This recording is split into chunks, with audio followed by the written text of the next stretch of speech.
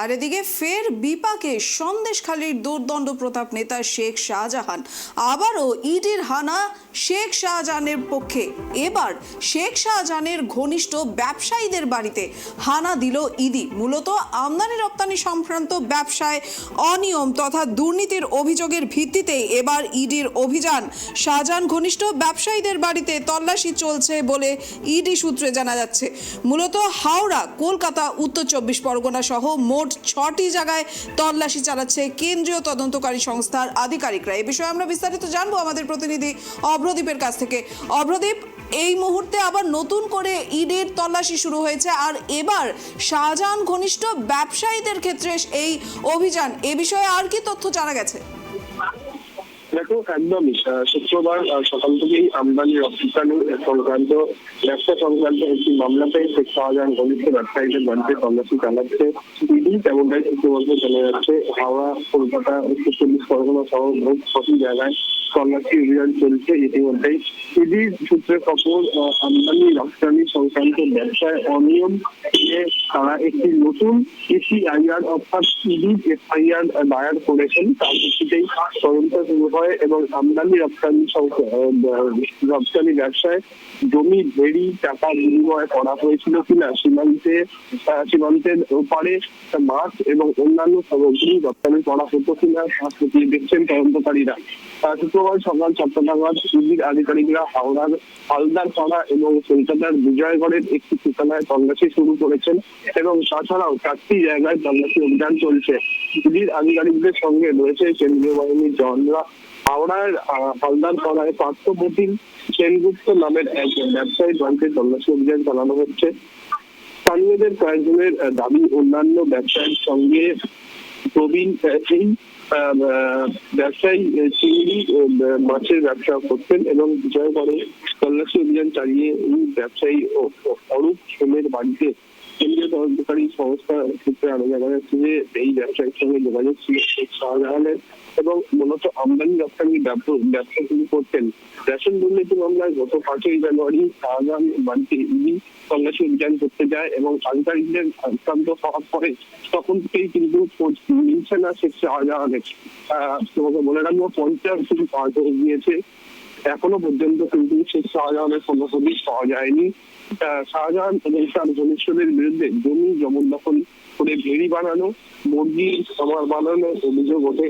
গ্রামবাসীদের অনেকেই মাছের ভেড়ি লিজে নিয়ে টাকা না দেওয়ার অভিযোগ করে শেখ শাহজাহান এবং তার ঘনিষ্ঠদের বিরুদ্ধে।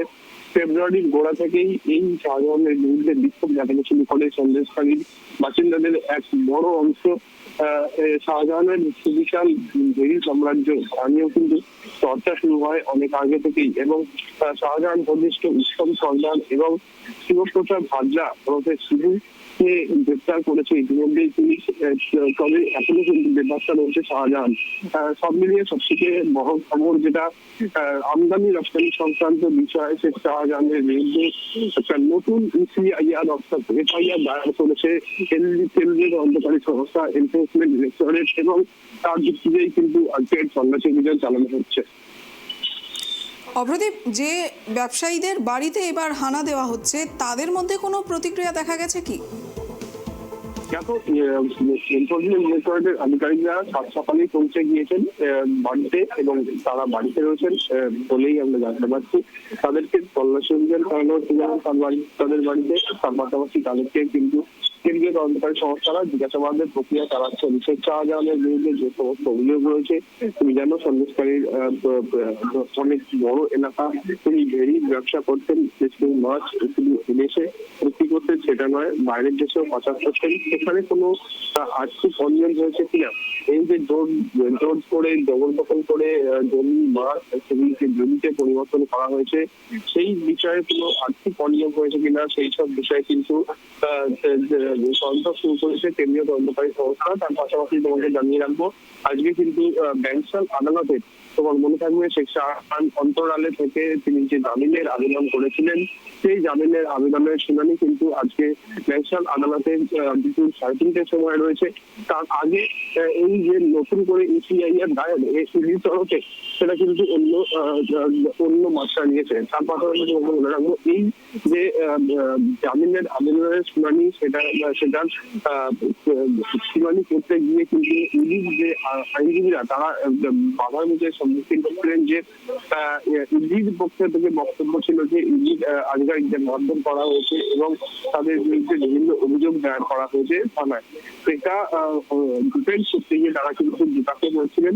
তার জন্য কিন্তু মনে করা হচ্ছে যে পুরনো একটি মামলা, তার ভিত্তিতে নতুন করে এফআইআর দায়ের করা হয়েছে এবং সেই সংক্রান্ত তথ্য তারা কিন্তু আজকে যে শেখ শাহজাহানের যে আগাম জামিনের শুনানি রয়েছে ব্যাংক আদালতে সেই সালে কিন্তু তুলে ধরতে পারেন ইডির আইনজীবী, তেমনটাই কিন্তু মনে করা হচ্ছে।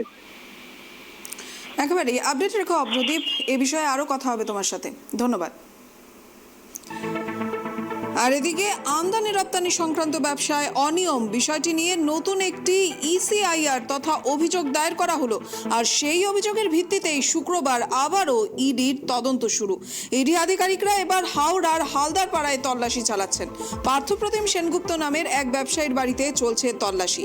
অন্যান্য ব্যবসার সঙ্গে প্রবীণ এই ব্যবসায়ী চিংড়ি মাছের ব্যবসা করতে বলে জানা যাচ্ছে। কলকাতার বিজয়গড়ের একটি ঠিকানায়ও তল্লাশি শুরু করেছে ইডি আধিকারিকরা। সেখানে ব্যবসায়ী অরূপ সোমের বাড়িতে চলছে এই তল্লাশি। এদিকে সূত্রের খবর, এই সমস্ত ব্যবসায়ীদের সঙ্গে যোগাযোগ ছিল শাহজাহানের। এছাড়াও আরও 4টি জায়গায় তল্লাশি চলছে বলেই সূত্রের খবর। ইডি আধিকারিকদের সঙ্গে রয়েছেন কেন্দ্রীয় বাহিনীর জওয়ানরাও। নতুন করে দেখা যাচ্ছে যে বিপাকে পড়তে হচ্ছে সন্দেশখালীর নিখোঁজ তৃণমূল নেতা শেখ শাহজাহানকে। এবার আমদানি রপ্তানি ব্যবসা সংক্রান্ত মামলাতে শাহজাহান ঘনিষ্ঠ ব্যবসায়ীদের বাড়িতে তল্লাশি চলছে বলে ইডি সূত্রে খবর।